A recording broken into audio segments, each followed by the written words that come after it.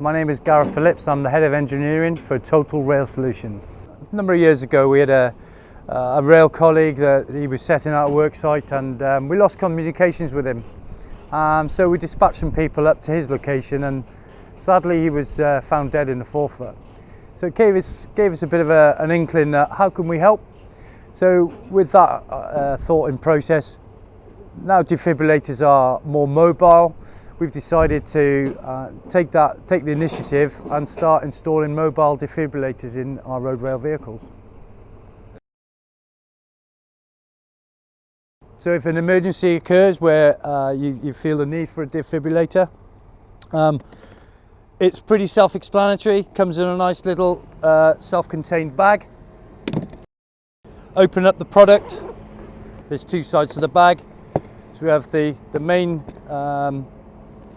product one side, and then we have the battery pack. Obviously they don't keep them together for obvious reasons.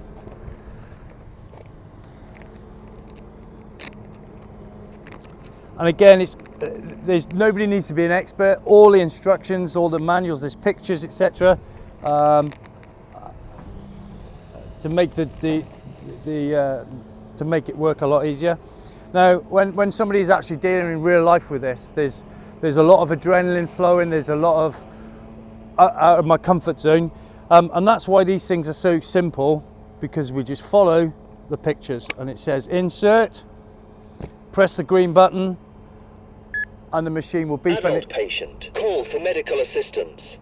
It'll talk to you. Remove clothing from patient's chest to expose bare skin.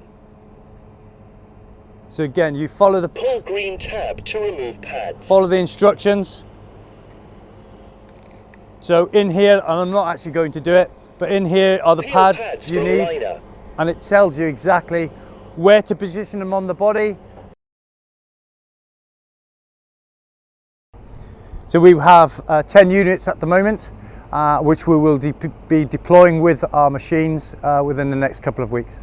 Each battery pack has a shelf life of 5 years, and ideally we want to be putting them all back on the shelf in 5 years' time, never been used. However, they are there if we need them.